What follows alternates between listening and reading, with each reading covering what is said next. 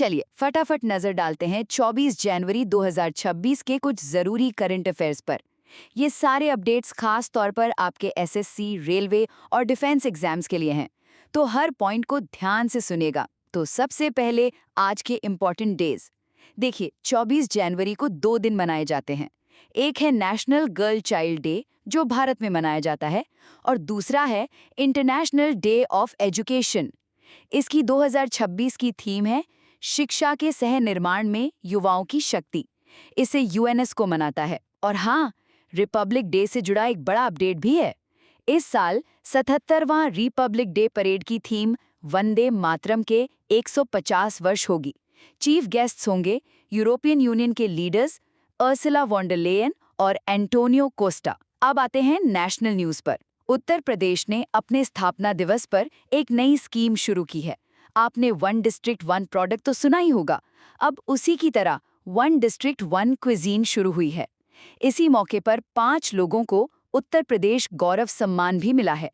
इनमें 2 नाम जरूर याद रखें, विंग कमांडर शुभांशु शुक्ला, जो एक अंतरिक्ष यात्री हैं, और अलक पांडे यानी फिजिक्स वाला के फाउंडर। अब कुछ इंटरनेशनल और science updates. United Nations university की एक रिपोर्ट आई है। इसके मुताबिक 1951 से अब तक भारत में पर पर्सन पानी की अवेलेबिलिटी 73% तक कम हो गई है। एक और छोटी सी खबर, अमेरिका अब ऑफिशियली वर्ल्ड हेल्थ ऑर्गेनाइजेशन यानी WHO से अलग हो गया है। लेकिन साइंस में हमारे लिए एक गुड न्यूज़ है। पिछले 20 साल का सबसे शक्तिशाली सोलर स्टॉर्म पृथ्वी से टकराया और इस पर नजर रखी हमारे अपने आदित्य L1 मिशन ने। ये एक बड़ी उपलब्धि है। और आखिर में कुछ क्विक अपडेट्स। इकोनॉमी की बात करें तो भारतीय शेयर मार्केट में भारी गिरावट देखी गई। 2 नई अपॉइंटमेंट्स हुई हैं। नाम नोट कर लीजिए, डॉक्टर जगदीप नारायण सिंह, हिंदुस्तान ऑयल के नए चेयरमैन, और सुरेश कलरा, इंडो बोरेक्स एंड केमिकल्स के नए MD। और स्पोर्ट्स में नोवाक जोकोविच ने ऑस्ट्रेलियन ओपन में अपनी 100वीं जीत दर्ज की है। देखिए, रविशंकर छवि अब वो CRPF के नए DG बन गए हैं। एक और बड़ा नाम है नितिन नवीन, जो सिर्फ 45 साल की उम्र में बीजेपी के सबसे युवा राष्ट्रीय अध्यक्ष बन गए हैं। और हाँ, इंडियन विमेंस फुटबॉल टीम को भी एक नया हेड कोच मिला है, कोस्टारिका की अमेलिया वाल्डे। अच्छा, अब आते हैं डिफेंस और सिक्योरिटी पर। पंजाब पुलिस ने एक ऑपरेशन शुरू किया है गैंगस्टर्स को खत्म करने के लिए। इसका नाम आपको याद रखना है, ऑपरेशन प्रहार।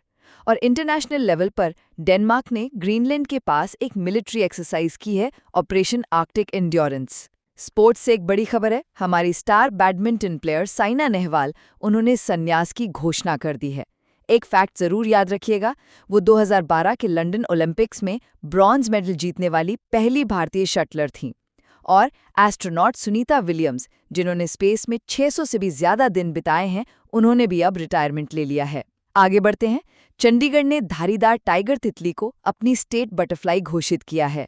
समिट्स की बात करें तो दूसरा ग्लोबल बुद्धिस्ट कॉन्फ्रेंस नई दिल्ली में होने वाला है। और एशिया मैन्युफैक्चरिंग इंडेक्स 2026 में भारत की रैंक 6ठी है और टॉप पर चीन है। और आखिर में 2 बातें और। तमिलनाडु सरकार ने नॉन हिंदी राइटर्स के लिए सिमोजी इल्किये विरिध अवार्ड शुरू किया है।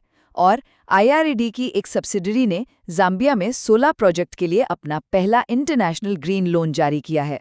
तो ये थे आज के सबसे इम्पोर्टेंट करंट अफेयर्स। इन सभी पॉइंट्स को अपनी तैयारी में शामिल करना मत भूलिएगा।